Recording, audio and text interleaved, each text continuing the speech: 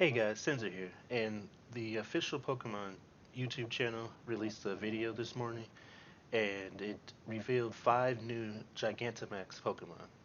So, of course, Gigantamax is basically just a special form of Gigamax, which is, or not Gigamax, Dynamax, sorry, where just the Pokemon gets really big and then they get new moves. Now, Gigantamax specifically, of course, is for only specific Pokemon, and then they get moves only that Pokemon can use.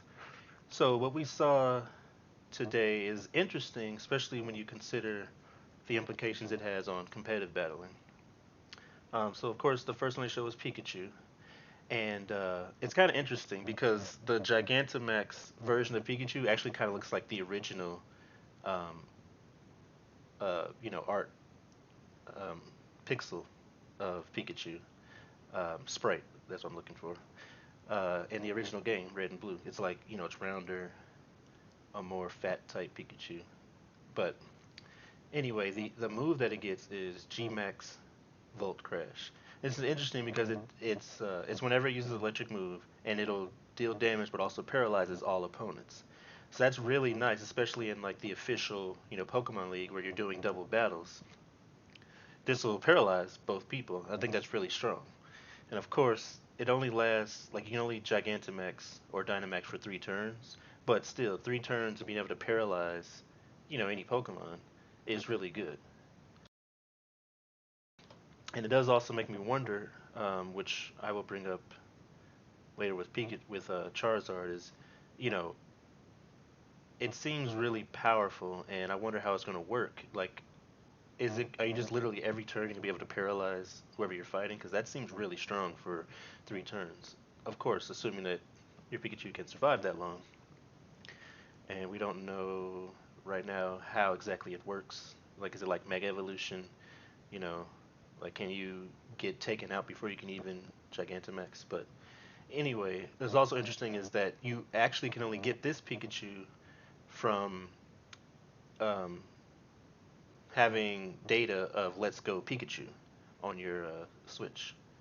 And the same thing with Eevee. In order to get the Gigantamax Eevee, you have to have Let's Go Eevee.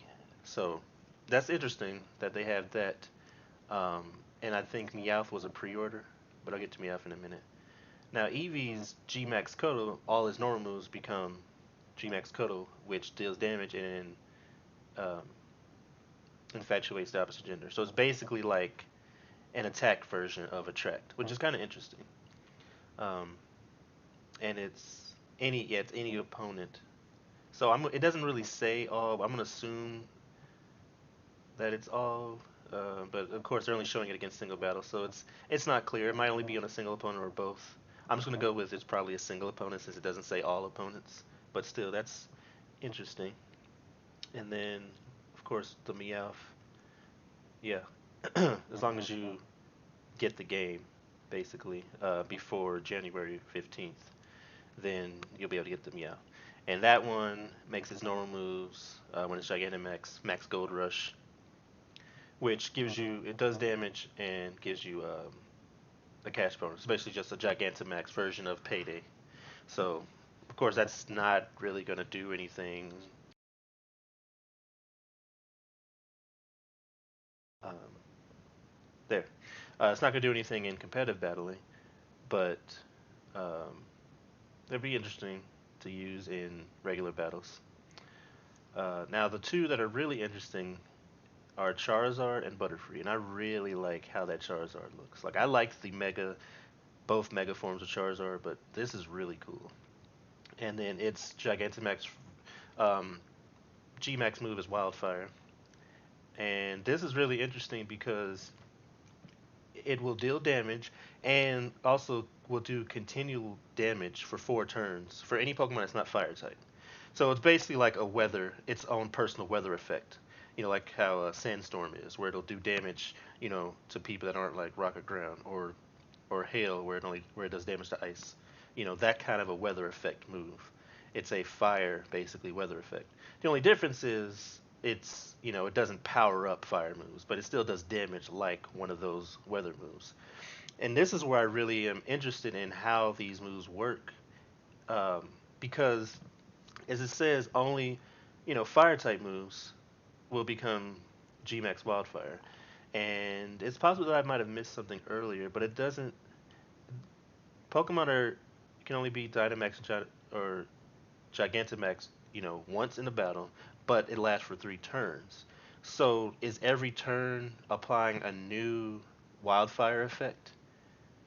And if it lasts for 4 turns, um, even if it's not applying it, it still gives you an extra turn, um, where you can have another fire Pokemon come in. Of course, again, they're not powered up, so I guess it's not a big deal, but like you could still do it like on your last turn, and if it lasts for 4 more turns after that, people are going to continually take damage. So that'll be interesting to see.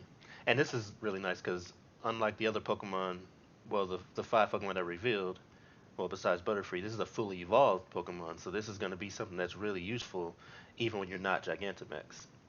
And then finally, the Butterfree that they revealed is really interesting, because it makes its bug type moves befuddle, which does damage again like all the moves, but it'll also cause the opponents. It says around opponents. Um, I'm gonna assume this means all opponents, and either it's poison, paralyzed, or sleep. Now that is an interesting move, and in theory it's pretty powerful because it can do any of those 3 effects. But based on this, it seems like it's random. And again, how status effects work in Pokemon is you can't have more than one unless they change that, but I doubt it. So you don't really have a choice. It's nice, but it's RNG. If you want to paralyze the opponent, well, you might just poison them, and poison's not as good as like sleep or paralysis when it comes to like double battles. So that is a really nice move, but you don't really have control over it. Um, so yeah, it'll be interesting to see. And again, like Charizard's move, is this now if they already have a stats effect, obviously it's not going to work. But if their stats effect goes away and you do it again, I'm assuming it just puts another one on there. So if people want to, to not get status effects, fighting these Pokemon are going to be really difficult. Pikachu, Charizard, oh not Charizard, Pikachu, Butterfree, I think that's it. Um, because they're going to give you status effects to all the opponents. So you switch them out, and the Gigantamax Pokemon's still out, you have another status effect on you. So these are going to be really interesting to see. Even though you can only do them once a battle, and it's only for 3 turns, there's a lot of damage that can get done. An entire battle could be won, or at least get a big advantage within those 3 turns that a Gigantamax Pokemon comes out. Especially Pokemon that really rely on, speed or other things, because paralysis, sleep, you know, just that alone is going to make these really nice. And we also don't really know about the stats bonuses or anything like that. So yeah, this is really interesting. And just go over the other ones. That gives us a total of 8.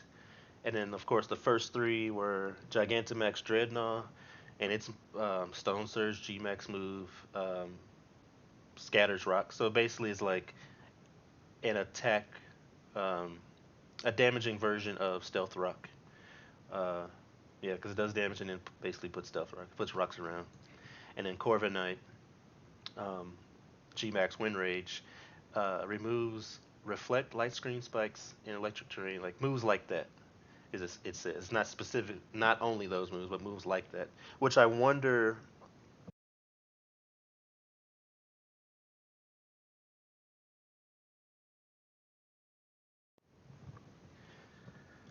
So I wonder if Charizard's G-Max move counts as that.